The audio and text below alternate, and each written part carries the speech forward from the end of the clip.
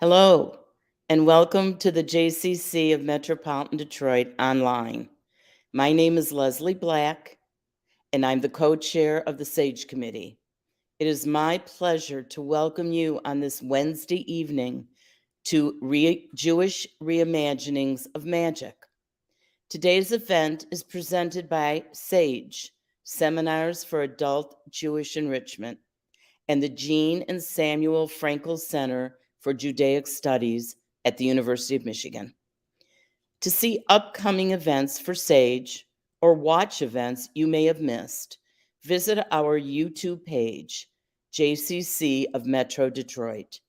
If you enjoyed this event and other cultural arts events, please consider donating to SAGE, which you can do at our website, culturalarts.jccdet.org. Community support makes our programming possible, so thank you in advance for becoming part of the family. I also want to extend our deepest gratitude to the whole SAGE Committee and Frankel Center staff. Your dedication, innovation, commitment, and hard work make programming like this possible. We have a really interesting presentation for you this evening, and we want you to be a part of it. You can ask questions and offer comments in the YouTube comment section below, or by texting the number in the corner of your screen. Our speaker has a great presentation prepared, and we'll take as many of your questions as we can. While you're here at our YouTube channel, don't forget to like this video, subscribe to the channel, and click the reminder bell. That way, you'll never miss any of our exciting events. Our speaker today is Rodney Caruthers II, a visiting fellow at the Frankel Institute for Advanced Judaic Studies at the University of Michigan. Rodney's expertise is in the historical, literary, and religious development of Second Temple Judaism and the New Testament. Caruthers has taught at Gustavus Adolphus College, the University of Michigan, Ashland Theological Seminary, and Spring Arbor University. His courses have included New Testament, historical Jesus, and methods of biblical interpretation. He holds a BA in psychology from Oakland University, a Master of Divinity from Ashland Theological Seminary, a Master of Theology from Emory University, Candler School of Theology, and a PhD in Second Temple Judaism and Christian Origins from the University of Michigan. He is joined tonight by Scott Spector, Director of the Frankel Center for Judaic Studies at the University of Michigan, for a discussion of Rodney's research into Jewish reimaginings of magic. Please join me in welcoming Rodney Caruthers II and Scott Spector.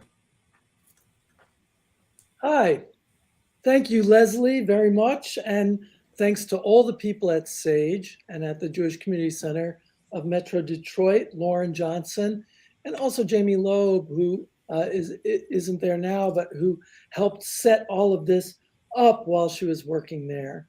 And thanks especially for that, excellent introduction of our wonderful colleague, Rodney Caruthers II.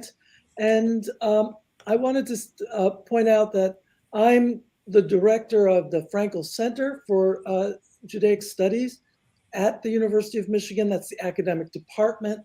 And associated with our department, we have an independent research institute, the Frankel Institute for Advanced Judaic Studies. And each year we have a theme that is organized by usually one of our faculty members.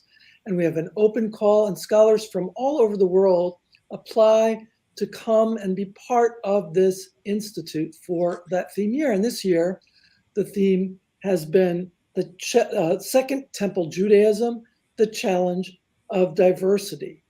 So Rod Caruthers is here with us as a fellow in that institute. He has his graduate degree from the University of Michigan, from Gabriele Boccaccini, was the professor who's also running this institute theme year. And I'd like to welcome him. Welcome, Rod.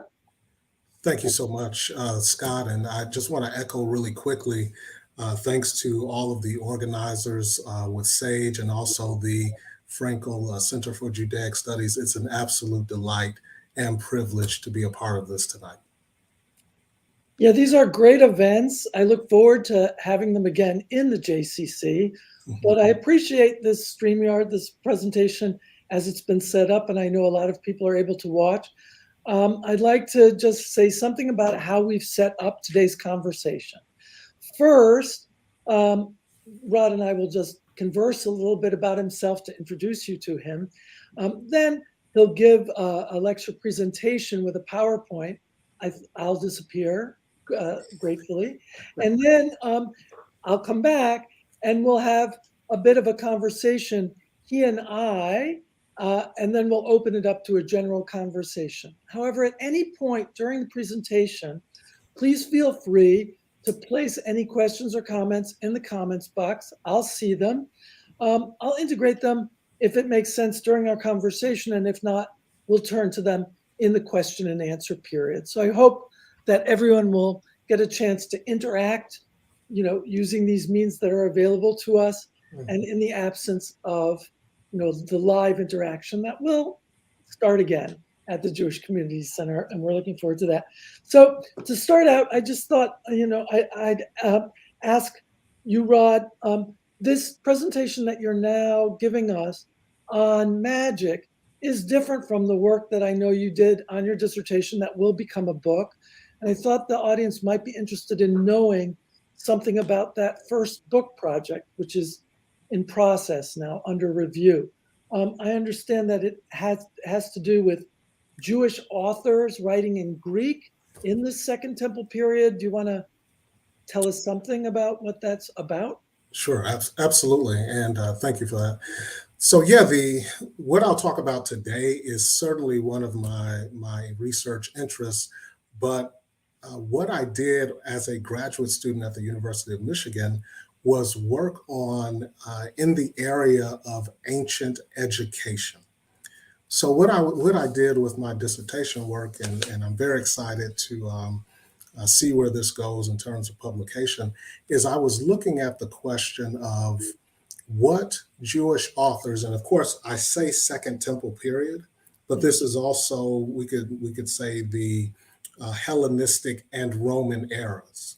So during that time, what did they learn in order to compose Greek narrative?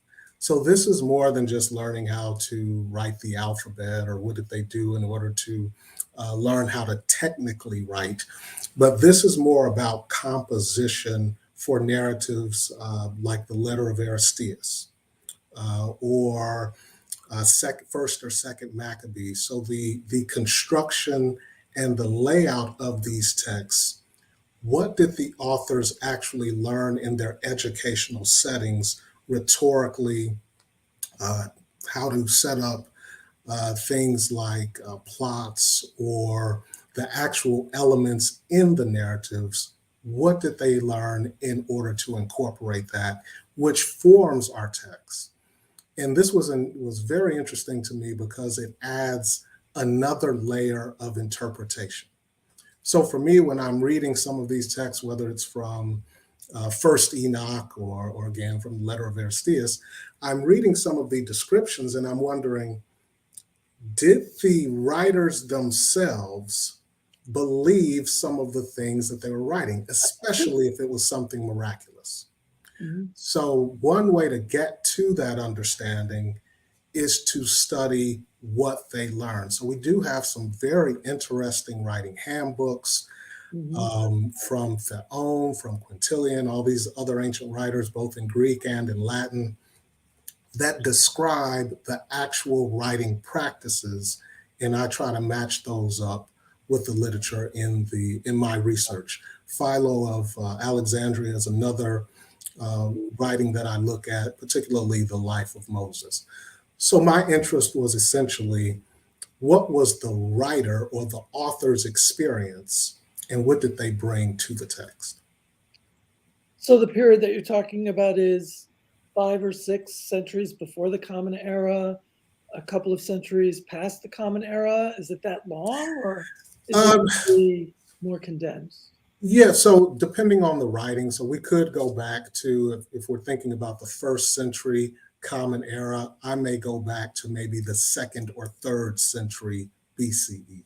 Some of the writings that I'm looking at, again, Letter of Aristeas, Maccabees, Philo's writings, a number of those are closer to the 1st century BCE or 1st century CE. Wow.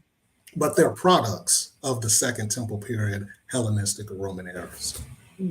Did the texts on magic that you're going to be talking about today come out of any of that research, or have you encountered them in a different way? Yeah, actually, there is an interesting connection to it. Years back, the way that I got into the interest in what they were learning to write was actually reading the letter or the epistle to Jude. And years back in this epistle, verse 14 or so, Jude is saying, just as Enoch prophesied. And this struck me as, oh, wow. So perhaps he's got the tradition, or maybe a portion of the book of Enoch or something like that. And when I read it, I thought, did Jude think that this writing was historical? And then when I looked at First Enoch, my question became, whoever wrote this, what did they think about when they were writing? Did they really think they were writing in the name of Enoch? Did they really believe some of the miracles or the miraculous things that are included in there? So my research interests are really the intersections between what I see in text on one hand, and then what the real life experience is on the other. So how do those two intersect or converge? The narratives and what's happening in real life, whether that's the writing practices, or in this case, what we'll talk about today, magic. So when I'm looking at magic and some of the narratives, how does that connect to or reflect what was happening on the ground? So there is something of a connection there for me. That's always hard to say, isn't it? When Yes. all you have is the text, and you don't know what other kinds of function the text could have served besides just, accurately representing what's on the ground. I mean, something else. And this is a good issue, Scott, because now and again, we'll do this today too. We'll look at the text and see what types of parallels or similarities do we see from material culture, from the real world. So what real people were doing, is some of that connected to or reflective of what we see in the text? So I am looking at some of those issues. And I know that, when you came to the Institute, you said that the new project that you wanted to research also wasn't specifically on magic or on the earlier work on Greek education, but on the representation of Ethiopians, or on Ethiopian texts and the representation of Judaism. Could you clarify, what you've been researching in that, and what kind of sources you've been using, and what your questions you're asking? Absolutely, yeah. Very similar to what my interests in general. Again, those intersections, text, real world. The project that I'm working on here at the Frankel Institute also goes back. I initially gained an interest in this, and again, the project, just for the listeners, the project is on the practice of Judaism beyond Ethiopian rivers. This is pulling from a passage in Zephaniah. And my question really the genesis of my question was looking at the Acts of the Apostles, chapter 8, where we have the Ethiopian eunuch who is not a Christian, okay? The Ethiopian eunuch is not a Christian. He is coming from Ethiopia, traveling to Jerusalem to worship at the temple. And on his way, he is reading the scroll of Isaiah.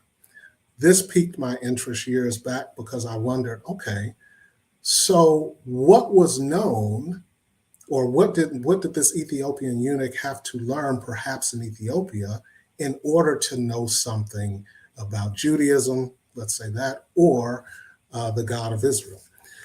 Fast forward some, I always wanted to then look at what do we know about the practice of Judaism in and around that area in antiquity. I understand that we have things like the Ethiopian Jews today, or sometimes referred to as Beta Israel, but I'm going back to antiquity. And for this project, I came across a passage in Tacitus where he mentions, amongst other groups, or other possibilities, that some think that the Jews were Ethiopians.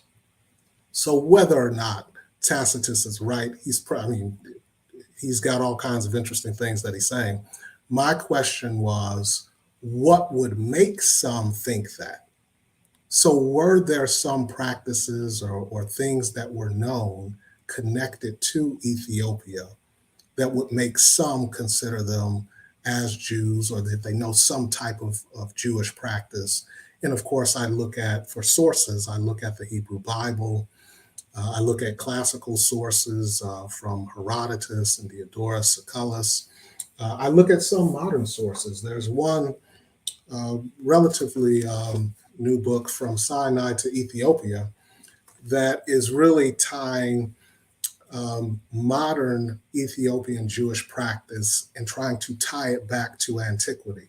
So it's the first compilation, or claims to be the first compilation, as a halakhic guide, a compilation of all of the halakha for Ethiopian Jews. So I have a chance to compare some of what's there in this book to what I see also in antiquity, to try and reconstruct what can be known. I'm very interested in it. Don't know how much will come out of it, but it's been fascinating so far. So I'm very excited. I'm excited too. I'm also excited to hear the presentation, so I don't want to tarry too much longer, although we'll have to talk more about this. I'd never heard about that claim by Tacitus. But let me turn over the screen to your PowerPoint presentation, and let's listen to what you have to say about magic. And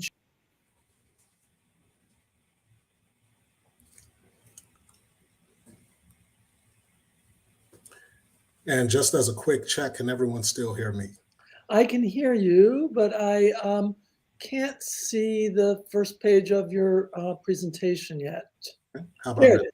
So, and your title is Jewish Reimaginings of Magic and the Limit of Its Prohibition in Second Temple Literature. So and thanks again, Scott, for the conversation there. And again, for the comments section, I'm happy to take questions and comments, certainly from what I just talked about, as well as what I will present here. So part of what I wanted to do for tonight, to frame this notion of Jewish reimaginings of magic and the limits of its prohibition in Second Temple literature, would be first to try to frame it around these 4 questions. So as I go through the presentation, if we can think about or keep these things before us, what did magic entail? How was magic used? And let me go back. What did magic entail? What sorts of things made up magic? How was it described? How was magic used? What are some of the practical means, practical methods that everyday people describe, as well as what's described in texts? Third, attitudes towards magic. What are some of the ways that people thought about it, both good and bad? Maybe there was some ambivalence towards it. We'll consider those ideas as we go through. And then lastly, more connected to the title of the presentation, to think about the limits or boundaries of magic. What I'll be talking about tonight, or what I'll be showing, is something of a development, both historically from literature, and we'll have some material things as well, papyri in particular, to try to think about these four issues. And I'll return to these four questions at the very end to get your thoughts and reflections on what's shown.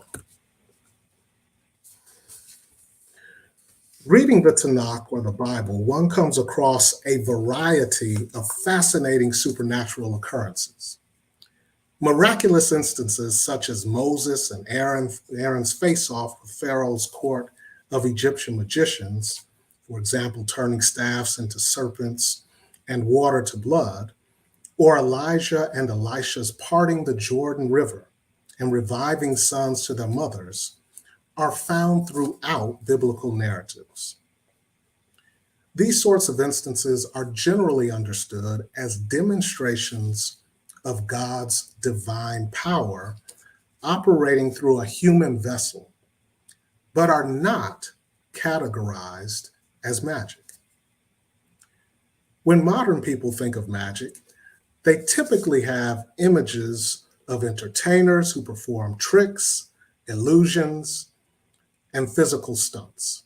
From Harry Houdini, David Copperfield, David Blaine, to Chris Angel, these figures present visuals that appear to contradict the laws of nature.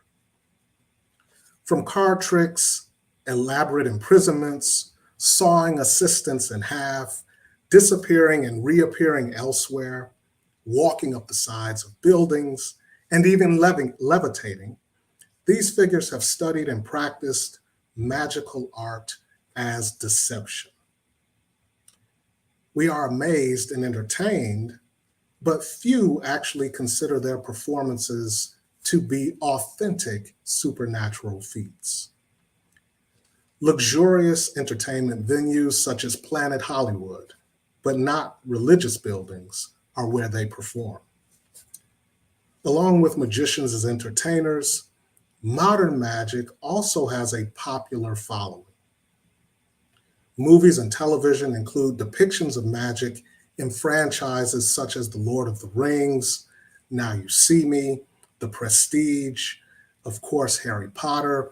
There's one I don't have on the screen. Now we could include Marvel's character, Doctor Strange. I think a movie's coming out soon. These depict magic as a mixture of fantasy and reality. Conceptions of magic in antiquity, however, were more variegated and complex. Magic was used for medicinal purposes, for prosperity, for protection. A term sometimes used is apotropaic, as well as for nefarious activities. Additionally, magic could take the form of incantations or spells, amulets and charms, phylacteries, and written prescriptions. Magical practices were also alluded to in Egyptian, Greek, and Roman literature, among others.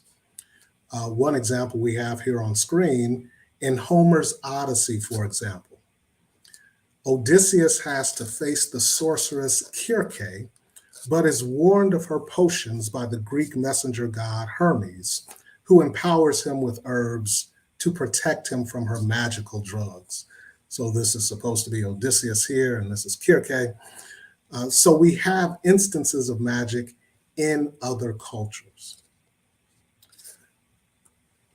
Magic, from the Greek word magia, and these are our terms here, the magos and magia, was connected to the Persian magos. According to Herodotus and Plutarch, the magos was associated with Persian sacrificial rituals, sometimes offering chants, and their wisdom was taught to future rulers such as Cyrus the Great. Just as today, Magia was provocative and at times pejorative. Conceptions of magic depended on a writer's viewpoint, and the lines of demarcation were not always clear. Compounding the issue was that distinctions between magic, religion, and science were often blurred. What constituted magic could also look like religious ritual.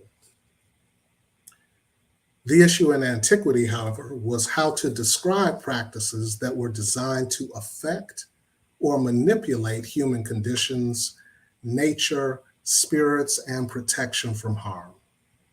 Different words in Hebrew, Aramaic, and Greek were used to categorize the practitioners and their actions.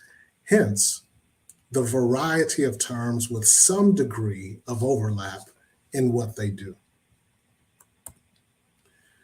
For example, in modern translations, it's difficult to decide how to translate or make absolute distinctions between magicians and sorcerers. So what I have on screen for us are a few different translations: the Jewish Publication Society, the King James Version, New American Standard, and the Complete Jewish Bible.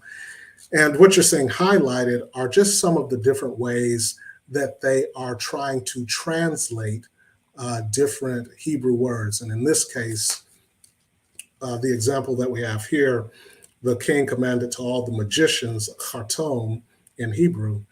The Hebrew for enchanters here is ashaf.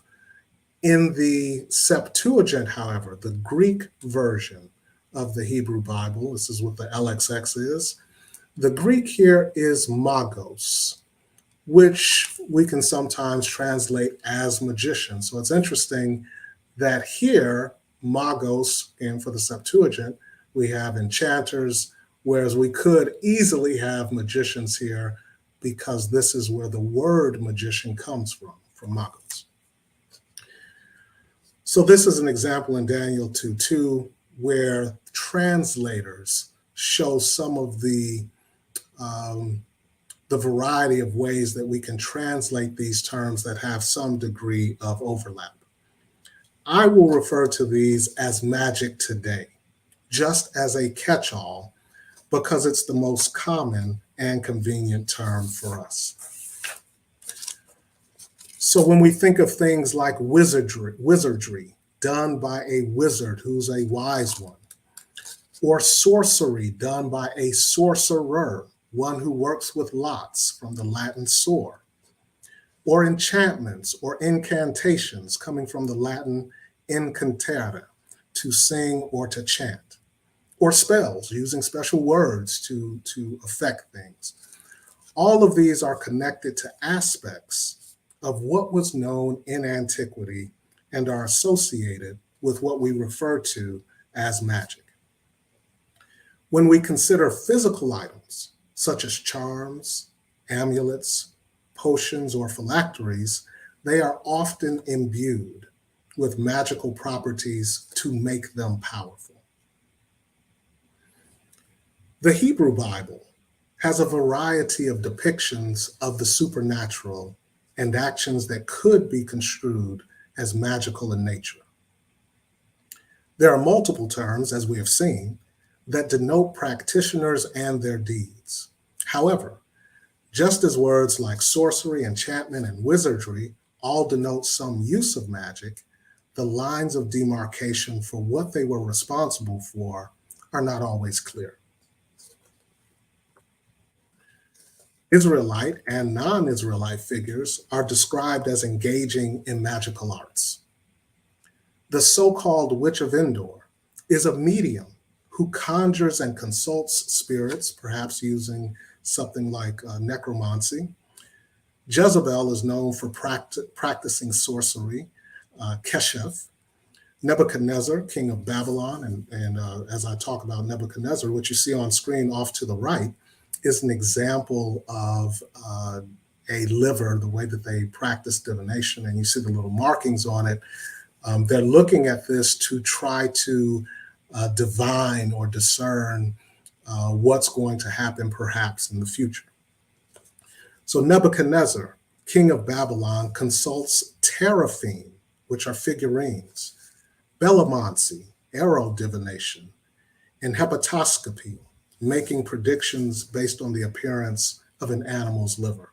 Don't ask me to say that word again. I've been practicing that one. Nebuchadnezzar also summons magicians for dream interpretation, while his own sorcery and enchantments are wrongly thought to bring protection to his kingdom.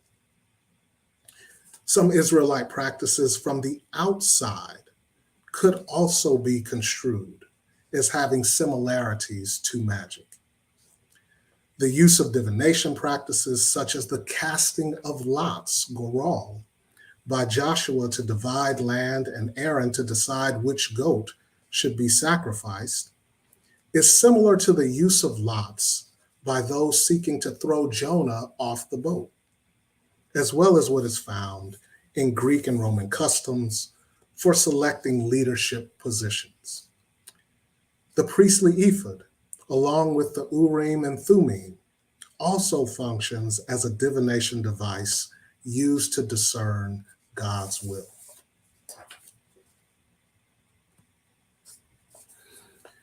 For all the variation in terms and ideas, how was magic viewed in the Hebrew Bible? Deuteronomy 18, verses 9 through 14, offers a very interesting and direct assessment of magical practices. So as I go through this, you'll see what's highlighted, some of the different terms here, some of the different words. And remember, we have different Hebrew terms behind all of these, with some degree of overlap between things like soothsayer, augurs, and sorcerers. Contextually, the Israelites are on the cusp of crossing the Jordan to enter the Promised Land. God, through Moses, is prescribing the statutes and ordinances that they must follow in their new land, along with the 10 Commandments. Along with others, this injunction forbids a variety of magical customs. They are not to practice divination, kesem. They should not be soothsayers, anan. They are not to practice augury, nachash. They are not to practice sorcery, kashaf. They should not cast spells, chaver. They are not to consult or ask, the Hebrew here is sha'al. They are not to consult or ask ghosts or spirits, and they should not seek darash, where we get our sense of midrash. They're not to seek or learn oracles from the dead. The rationale for these prohibitions is that they are practices that should not be imitated, because they may lead to the Israelites following foreign customs and gods, and thereby leaving and disobeying the God of Israel. So this is really our main passage that we're looking at to try to, again, to try to frame those 4 questions. This is our departure point. There are also other injunctions against magic. Leviticus 19:26, for instance, you shall not eat anything with blood. You shall not practice augury. This is the nachash again, or witchcraft, anan.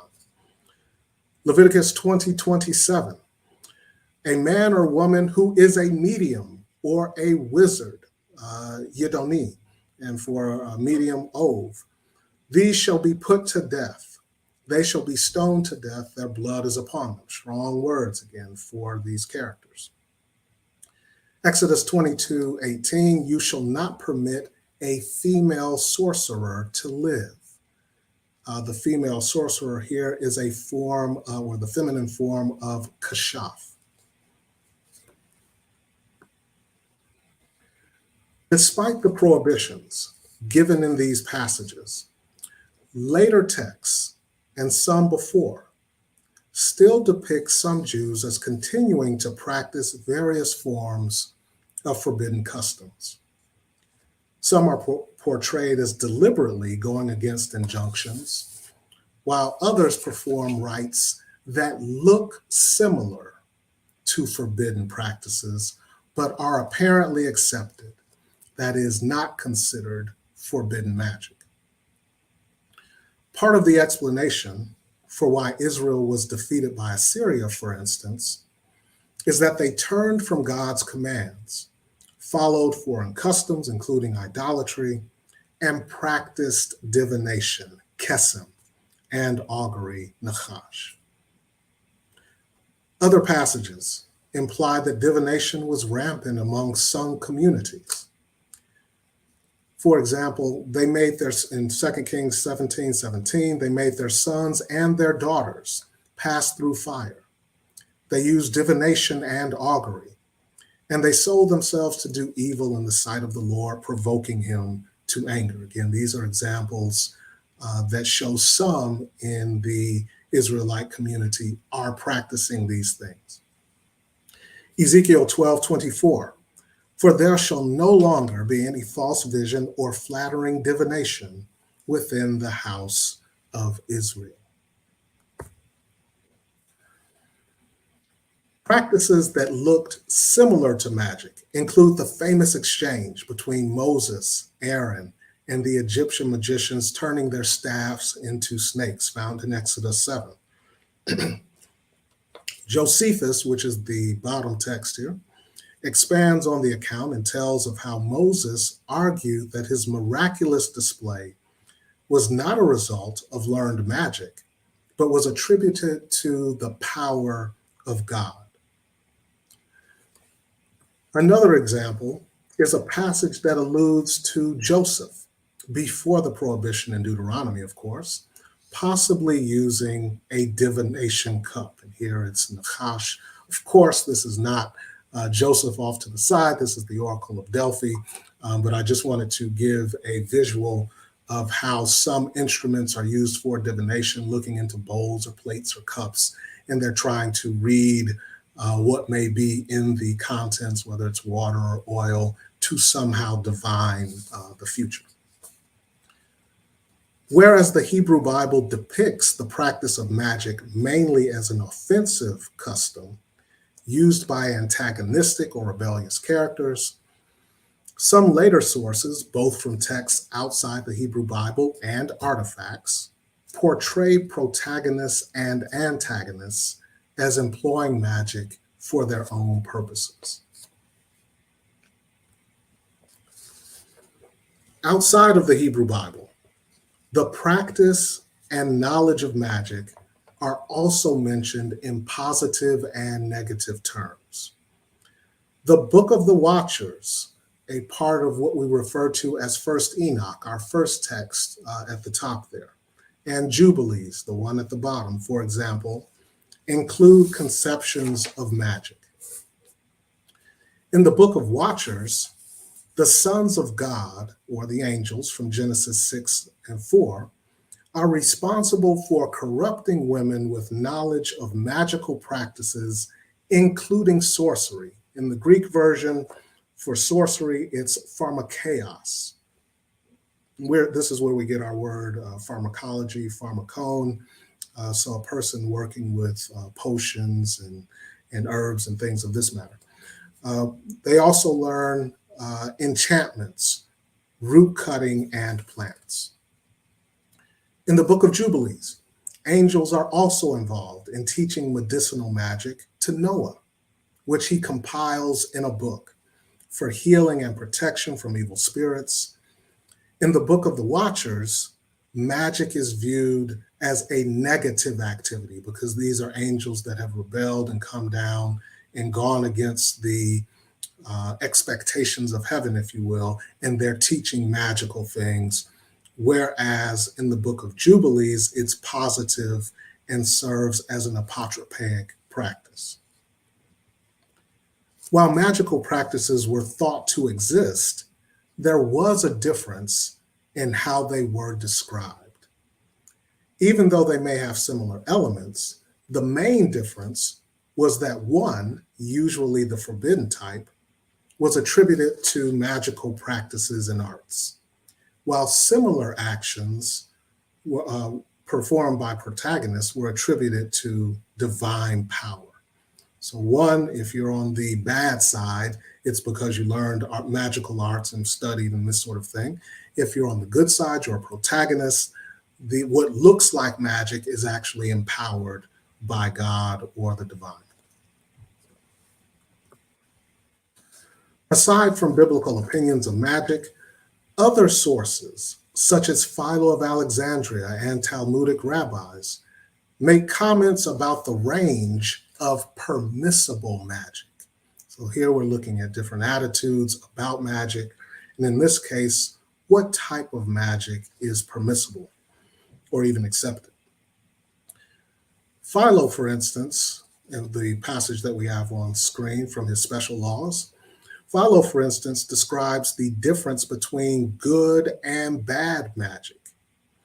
And he explains that true magic, aletheia magike, true magic, is interested in nature and the branches of knowledge, is studied by dignitaries, and is associated with the mysteries of the Magi. And remember, the Magi is this character, the Magos. This is where it's coming from, at least, connected to the Persians. Bad magic, on the other hand, and here we have a selection again from Philo's special laws, how he talks about magic that's not accepted, is associated with incantations and charms that try to change the disposition of others. So this form of magic is not as preferred as the previous. The Bavli captures a strong opinion that anyone who learns from a magus, that is a magician, is up for the death penalty. The limits or boundaries of magic are a major concern. Much later, the Mishnah, particularly Tractate Sanhedrin, discusses Deuteronomy 18 in the context of who should be put to death by stoning. Sorcerers and soothsayers, among others, are mentioned. The sorcerer, he who does a deed, is liable. So these are the passages on screen. And this is from Mishnah Sanhedrin. The sorcerer, he who does a deed, is liable, but not the one who merely creates an illusion. Interesting notion. The Babylonian Talmud, Tractate Sanhedrin 67b, comments further on the Mishnaic saying, but also adds two interesting examples of permitted magic. The first one, and as to what is permitted to begin with, it accords with the matter involving Rabbi Hanina and Rabbi Oshaya. Every Friday afternoon, they would study the laws of creation and make for themselves a third grown calf, and they would eat it. A second example, said Rabbi Ashi, I saw the father of Karna blow his nose hard, and ribbons of silk came out of his nostrils. Both examples appear to be some type of magic, but no explanation is given for why they are permitted. A third example is also illuminating of the types of magic described. Yanai came to an inn. He said to them, give me some water to drink. They brought him a flour and water drink. He saw that the woman's lips were moving. He poured out a little of the drink, and it turned into scorpions. He said to them, I drank something of yours, now you take a drink of mine. He gave her something to drink, and she turned into an ass. He mounted her and went out to the marketplace. Her girlfriend came and nullified the charm, so he was seen riding around on a woman in the marketplace. Very interesting story here. From the description, we see the woman's lips moving, which perhaps indicates a spell being cast, and the type of drink was probably a type of potion. Both could be understood as forms of, for Greek, we could say pharmakeia. The last example explains how Rabbi Akiba learned magic from Rabbi Eliezer. Eliezer is able to produce an entire field of cucumbers by saying something, perhaps a spell. That could be what the saying something is. He is also able to say something to have them neatly collected. So this could be a sort of spell or incantation or something of this sort. The rationale and limit at the end is that one can learn magic and do it in order to teach.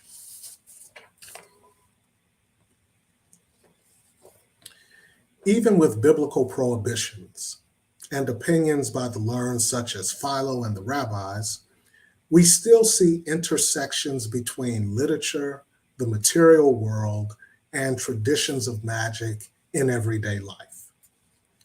One example, certainly well known to scholars, is the connection between King Solomon and magic, particularly as a skilled exorcist. Solomon in the Hebrew Bible is generally known for his knowledge and wisdom. His range of knowledge includes writing proverbs, songs, having understanding of trees and animals.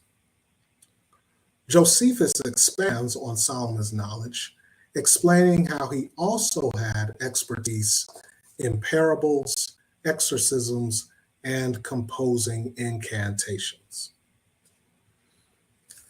Josephus goes on to recount how a man named Eliezer in his own day recently used one of Solomon's cures for curing demons, or his cures for demons. He describes it saying, "The manner of the cure is this." Again, we have this on screen. "He put a ring that had a root of one of those sorts mentioned by Solomon to the nostrils of the demoniac." So again, now we're out of the realm of a narrative. We're looking at one of Josephus's reports of what a presumably real life person did trying to use one of Solomon's recipes. So he put a ring that had a root of one of those sorts mentioned by Solomon to the nostrils of the demoniac, after which he drew out the demon through his nostrils. And when the man fell down immediately, he adjured him to return into him no more, making still mention of Solomon and reciting the incantations which he composed. The tradition of Solomon being an expert in demonic exorcism, along with incantations, is also found in a text called the Testament of Solomon. The Testament of Solomon recounts and expands on the narrative in 2 Kings, where Solomon is preparing to build the temple. Solomon is given a power ring by God through the archangel Michael. Again, this is part of what you're seeing on screen from the Testament of Solomon. This ring empowers him to command spirits and demons. Solomon uses the ring to repeatedly inquire who different spirits are, asking their names and functions, followed by how they can be stopped, usually by calling on an angelic superpower name or some other measure. These two examples here will connect to what I'm sharing. So what you're seeing in the highlights are how the Testament of Solomon explains what I just shared there, this repetition of who the spirit or demon is, what they actually do, and then how they can be stopped. So it's something of a recipe for how to deal with demons and the various issues that they bring about. So the book offers recipes to its hearers and readers for how to combat or overcome common day-to-day problems, such as cures for bodily infirmities and moral deficiencies. Superpower names like Raphael and Uriel, and magical prescriptions combining various ingredients are suggested for how to defeat spirits or demons that cause strife, error, distress, bodily pain, and even infant mortality. The book itself has all kinds of different things, so it sort of kind of goes through everything, whether it's the body, the mind, almost anything you can think of, spirits of drunkenness, almost anything that could affect a person, there's some sort of spirit or demon for it in the Testament of Solomon. In some cases, the name of the angel may indicate its function and efficacy, much like what we see here. How is this spirit or this demon stopped?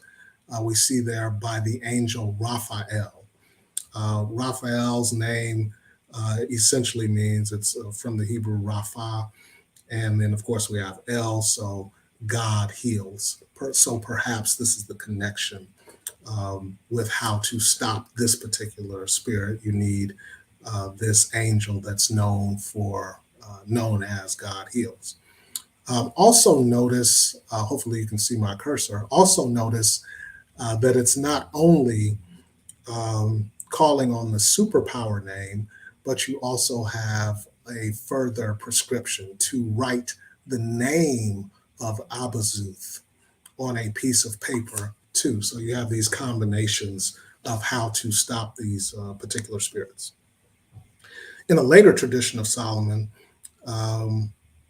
his seal ring, Solomon and the seal ring, is found in the Babylonian Talmud, tractate Gittin 68, where Solomon employs a seal ring and chain with the divine name inscribed on both to control demons.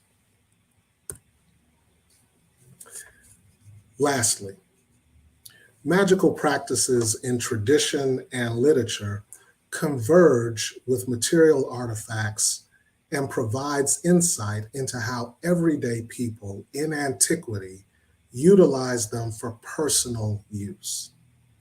Some magical papyri, for instance, captures the concerns and techniques they used to alleviate their complications. Some of the papyri were apotropaic in nature and included phylacteries for healing and protection from harm, especially from demons. The papyri are excellent examples of the merger between religion, magic, and medicine. What I'd like to do just with this final part is just show you a few examples of what we refer to as magical papyri, and to look at some of the connections that we see in these texts, as well as what we just saw from previous literature and some traditions. So again, the importance of this part is these are texts that everyday people had written or made and used to deal with the issues that they faced. So the first one here, and all of these would be, well, this one is certainly within the Second Temple period. The other ones are a little bit later, but still gives us a nice idea of how some everyday people were using what we would refer to as magic. So the first one here, 4Q560, this is titled as an exorcism, the whole 4Q thing. This is the fourth cave from Qumran. So this is a part of the Qumran or Dead Sea Scrolls. This is part of that discovery. So this one is written in Aramaic, okay?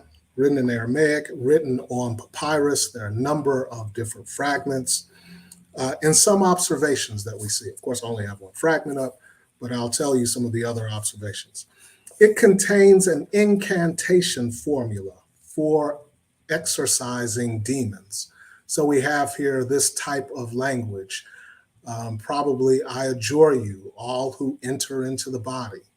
Okay, the male wasting demon and the female wasting demon. Okay, all right, you are forbidden to disturb by night using dreams or by day during sleep. So it's dealing with demons who enter the body and cause physical ailments for men and women. It's also dealing with the types of fevers, chills, chest pains, and of course, it's disturbing sleep. The removal of the demon is brought about by calling on the name of the Lord. And this is what we see here. I adjure you by the name of the Lord. We also have a quotation of a biblical passage. Okay, I adjure you by the name of the Lord, he who removes iniquity and transgression. This is coming from Exodus 34:7. There could also be other procedures for how to deal with these problems and these demons and the lacuna, but this is just a fragmented piece, but we still get some insight into their concerns and process for dealing with it. The second example is an amulet against fevers and deals with not only fevers, but shivering fits. This P-mish here, this is from the collection at the papyri collection at the University of Michigan, kept in the vault there, but these are wonderful pieces to check out if you ever have a chance to go to to the campus and view some of these. They also have biblical papyri and different manuscripts, certainly related to the Bible, First Enoch, I think portions of Homer as well, Egyptian texts. Fascinating collection. But in this one, it is again written on papyrus. The language is Greek. And then we have a number of observations here. We have an interesting 8-pronged star, not exactly sure what it symbolizes. Here, this little curvature thing, some think that this might be a crescent moon. Again, not entirely sure here. We have something very interesting. You see this portion down here at the bottom and over here. Again, this is all written in Greek. We have something called the Vocas Mystici, so mystical voices. So in this sense, what you're seeing here, let's take this first line, is you're seeing all 7 Greek vowels written as a palindrome. So the same thing starting, same thing ending, coming. So it's read the same both ways. And what's happening here is the palindrome is getting shorter by each vowel. So the first line has all of them. The second line here drops the alpha on both ends. And this is done all the way till we get to the 2 omegas.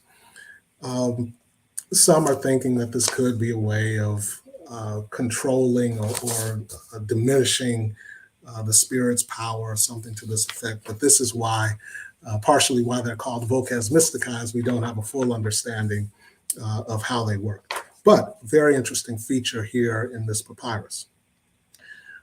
We also have a calling on of a superpower to effect this. And forgive me, let me just go back and read this one too.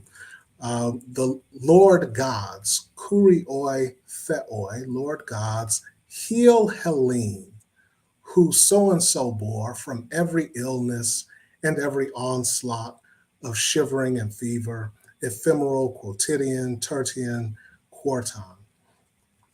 So here we need the superpower, the Lord gods, to effect this healing for Helene. Of course, this is for protection from illness, so something preventative for shivering and fevers. And we need it done for multiple durations. So ephemeral for a short time, quotidian, daily, tertian 3 times, quartan 4th days. So again, the concern of healing and sickness. The third text, the third and final one for the papyri here, is referred to as or categorized as a phylactery. And how do we know that it's a phylactery? because we have the first line here in Greek, phylakterion. Okay, so it's a phylakterion, a phylactery, again written on papyrus. The language is Greek, and it's probably some type of amulet. I'll get to this top one in just a second. Some observations. Well, here, let's read it first. Great God in heaven, megas uranios, revolving the world, the true God, Iao, the true God, Iao, Lord, ruler of all. Very nice palindrome here. Grant me this favor. Let me have the name of the great God in this phylactery, and protect from every evil thing me who so-and-so bore, so-and-so begot. Okay. So again, we have this calling on of a superpower, the great God in the heaven, the true God, Iao. We could get a nice connection here of who this Iao is when we look at this fragment above, which is from the Qumran manuscripts 4Q 120. It's the Septuagint version, the Greek version of Leviticus 4:27. Leviticus 4:27. And in this fragment, the name, or if we think about the Hebrew tetragrammaton, the Yod, He, Vav, He. Here in this passage, in Greek, it is this Iao. So I'm circling it here, Iota, Alpha, Omega. Okay. So instead of the Hebrew tetragram, we have Iao here. And that's what we have also in this phylactery. I'm on this third line here, Iao Kurios. Okay, so Iao Kurios. We could connect in this phylactery that this Iao is the God of Israel. I mentioned we see the palindrome here. We have the request to have the name or the power in the phylactery to make it powerful enough to keep the person, to protect the person from evil things. So perhaps carrying this around effects some sort of magical protection for the person. I was telling someone a couple of weeks ago in talking about this, a friend of mine years and years ago used to walk around with the Psalms in their shoes as a means of having that written text kind of guiding their feet or protecting their ways. So something physical with the words as a means of, this person probably didn't think about it as magic, but a form of magical protection. I didn't have the image for this one, but I just wanted to just bring it up really quick here. Popular Aramaic magic bowl, scholars in the field are very familiar with this one, but I thought I would just bring it up here since we're talking about how everyday people use things, where we have this mentioning of the seal ring of El Shaddai and the seal ring of Solomon. So again, we have a connection with that tradition of Solomon as a type of exorcist and being acquainted with incantations and this sort of thing, and how real people may have used this sort of bowl to have protection from various spirits.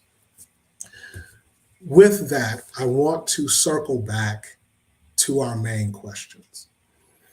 So when we consider both literature, tradition, and the material world, we see examples of how what could be categorized as magic was used across time and across sources.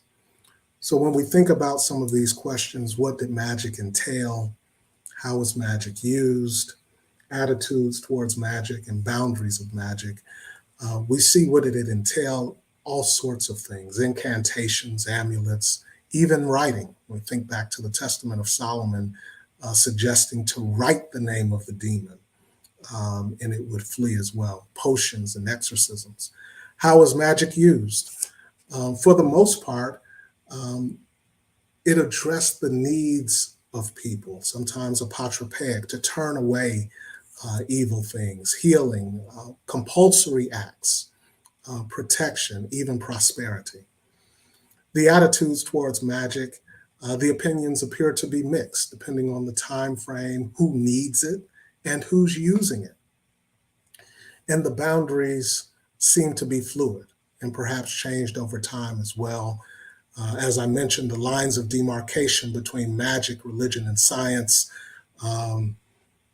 were at times blurred and not exact.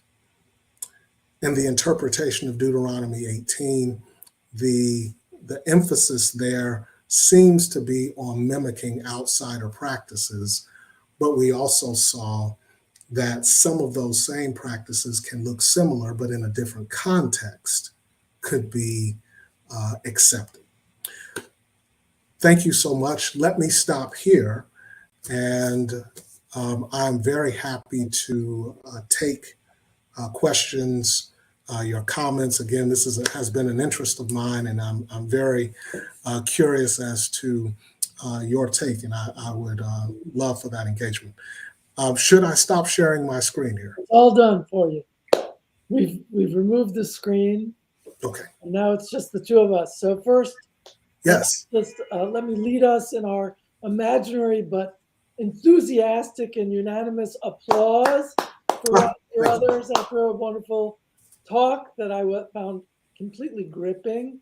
And we do already have a bunch of people contributing questions, which, as I said at the outset, we'll start out with a short conversation between the two of us, and I'll try to incorporate some of the things that people are asking if it's really relevant, and then we'll just turn to them for their specific questions. But I did want to just start out saying, this is just a great presentation. It was completely gripping throughout. I wanted to see the picture of the vessel of the magic bowl. What was it? It's a bowl. Oh, I was searching for it, and I just couldn't find it in time. But what struck me was, and this would be sort of my main question, is that a central gesture that you seemed to be pointing to throughout your talk, and pointing this gesture out in the texts, is the prohibition of practices of magic of specific kinds, and the separation of proper religious adherence from these other practices. It was like, it's a gesture that's repeated so often and so powerfully that it reminds you, well, first of all, these practices must have been going on if they had to keep banning them in this. Yes. But also, just the fact that you keep pointing to this hard boundary that these texts are trying to make between these improper practices of magic and the proper practices of religious adherence, is you're pointing to that boundary even as you're showing its failure over and over again in a certain way. Like the porousness of that boundary seems more apparent than the hard boundary between, say, calling on a supernatural power was something that you pointed at the end, and just like prayer, or between miracles and acts of magic, like pointing to Moses turning the staff into a snake and saying, like, but this isn't magic, this is God performing a miracle through Moses. Or like all this stuff in Deuteronomy 18 on augury, Nechash, you said it's Nechash, no soothsayers.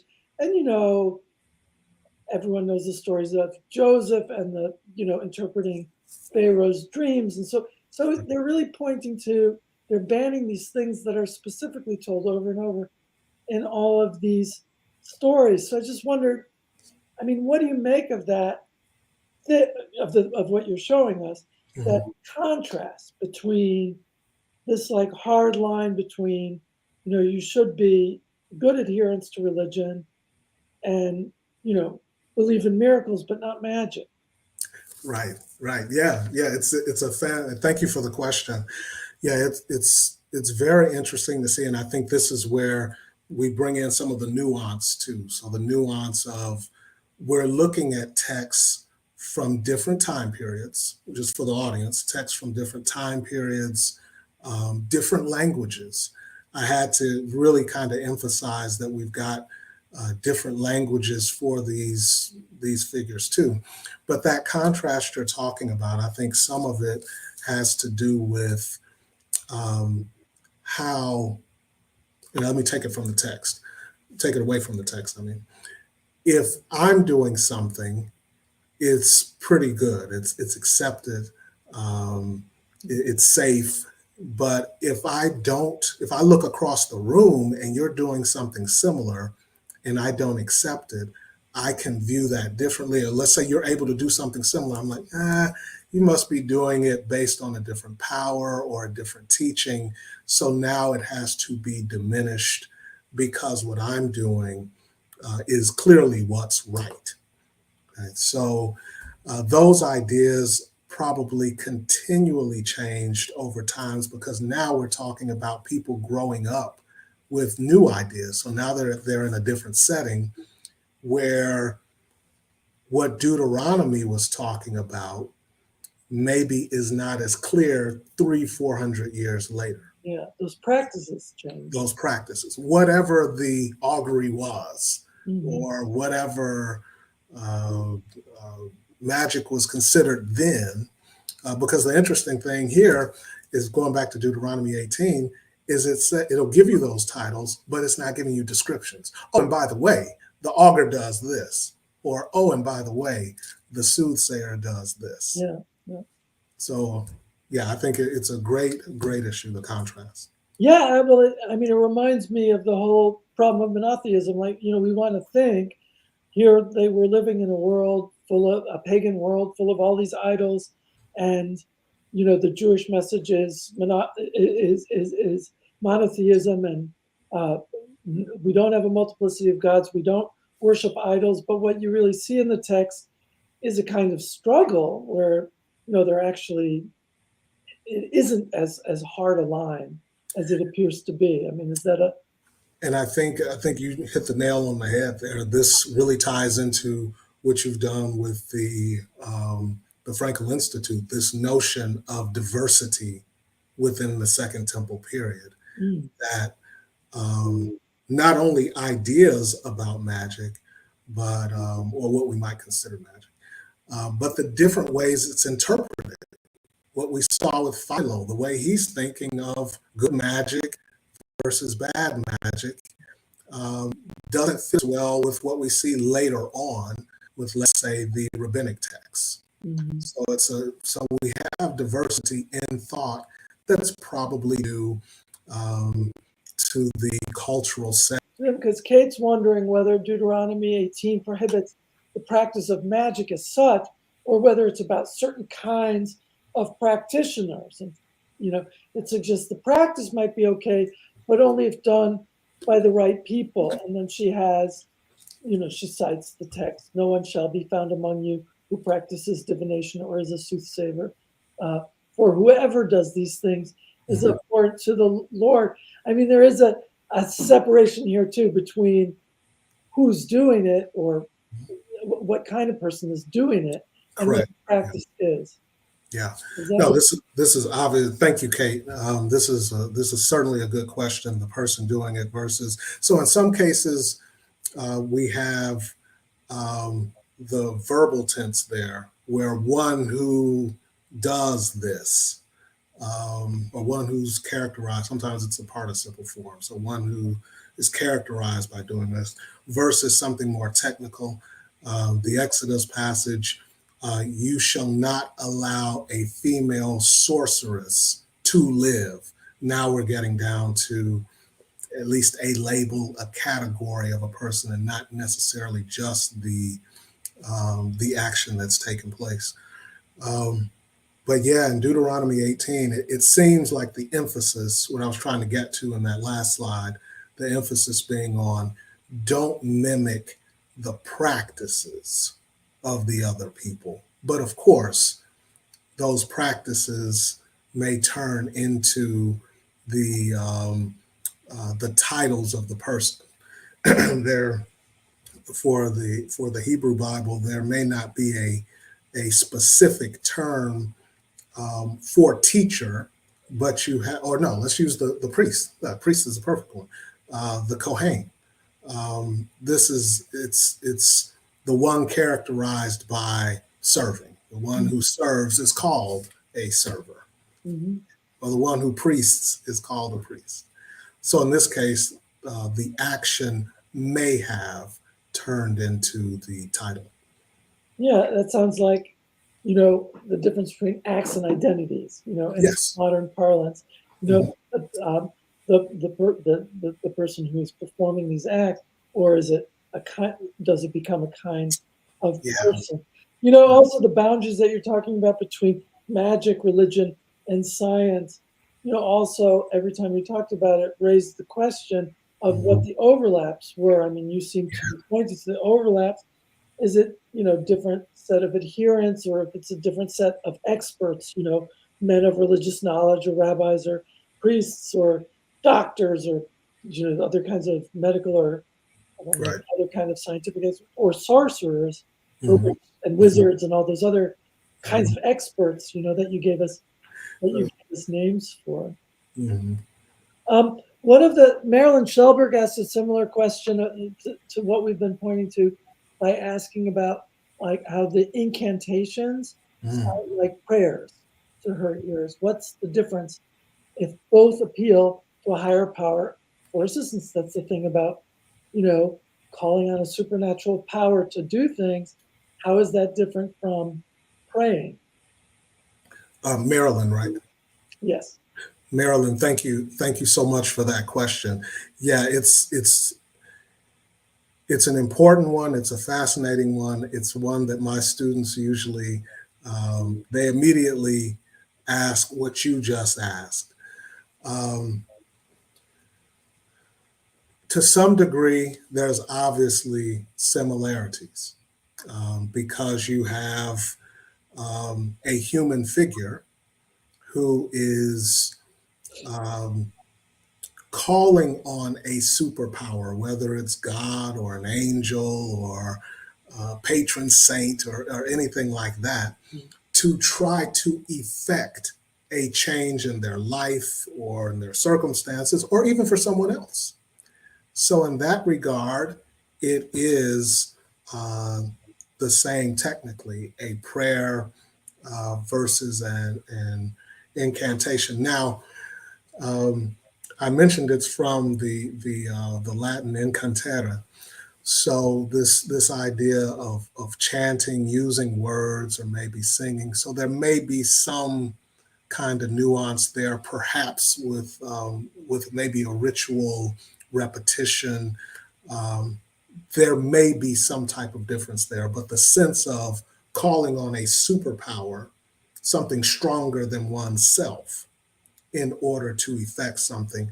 This is a big, connected to this, a big part of it is using the name of the superpower. So in the name, I'm calling on the name of the Lord God of Israel, or the name of Raphael, or the name of Uriel. From Christian tradition, I have to pray in the name of Jesus in order to make it work. So you do have some similarities there, using that special name, superpower name, to effect change. Great question. Yeah. Naomi Levine had asked a question that's linked to this about superstition. And it's the example she gave was of the evil eye and spitting 3 times, and she asked, what are their origins? Yeah. So asking about their origins is sort of a separate way to go than, how does it link to your presentation? But what do you have to say about superstitions like that? Yeah, there was thank you for that, Naomi. Appreciate it. There was a piece. Well, I was really thinking about using it, Scott, but it was a little bit long to read, and it's from. You all can look this up later. It's very fascinating if you want to get a look into some of the ideas of how regular ancient people, so not necessarily the scholars of the elite or anything like that, but how regular people are going through life, and it's by. Oh man, and just jumped out of my head here. The writer just left me, but the name of it is The Superstitious Man. So the text is if Kate or one of the fellows can think of this, please drop it in for someone. It's The Superstitious Man. It's a Greek writer, and he kind of goes through all of the things that this figure does, trying to put oil on. If a rat runs in front of him, he screams, "Oh, mighty Athena!" So anything to, ward off something bad. So it's just going through all of the lengths that people take to try to protect themselves. And it's based on all of these actions, incantations, rituals, bathing, abstaining from different things, all to be okay. So where does it come from? Certainly I don't know the answer, but I would imagine that some of this has to do with creating processes or creating methods to try to alleviate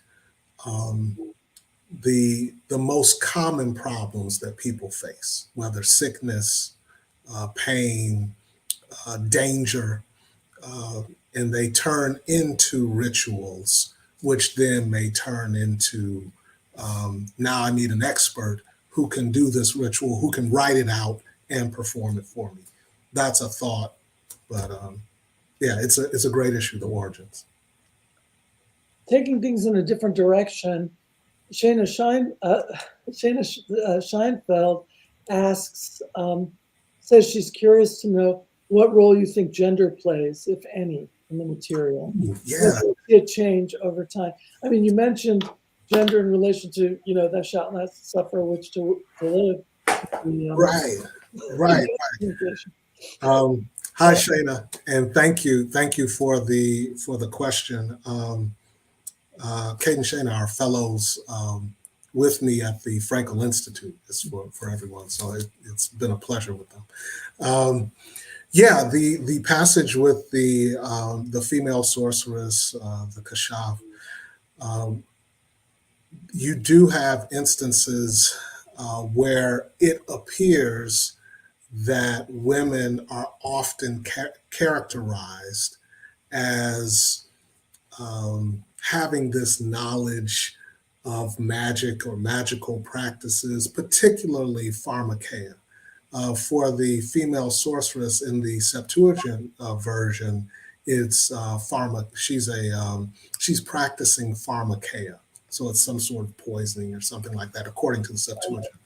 But then we have, outside of the Hebrew Bible, we have characters like Kirke in the Odyssey. We have witches, if you will, in writings like Virgil's Aeneid. So there does seem to be some categorizing women or associating women with magical practices. I would guess, because a lot of these texts are probably written by men, and the views of women, I'm generalizing entirely, views of women in antiquity, depending on the location and language, tend to make them as troublemakers. So it seems like that would fall in line if magic is something that one shouldn't get involved in, that to some degree you will often have women like Jezebel, the other passage that we're looking at, Jezebel and her sorceries, which again is translated with a form of pharmakon. It appears that women get labeled like this and are associated with magic. probably because of the views of some of the men that are writing these texts. I wanted to point out that our Marilyn Shellberg, who asked such a good question before, Googled the author of the Superstitious Man Yes. text, and it's Theophrastus. That's it, Theophrastus. Thank you, Marilyn. Thank you. Marilyn has done twice done good service to our lecture, so thank you. I just because we're only 5 minutes away from where we wanted to close, I'll read you several others, Please. just to let you know what some people are thinking, and then let you answer whichever you can, however you like. Rob asks, is the golem story considered magical or religious or both? Our colleague Maya Barzilai would be possibly a better person to answer that, because she has written a whole book on the golem, and the story doesn't emerge until millennium after your period, but you might have something to say. It's just a short millennium, and I'm sure that you would have something to say about that. There is Gabriele Boccaccini, your thesis advisor and now head fellow. Yes. Yeah, says the position of one Enoch seems to be really distinctive.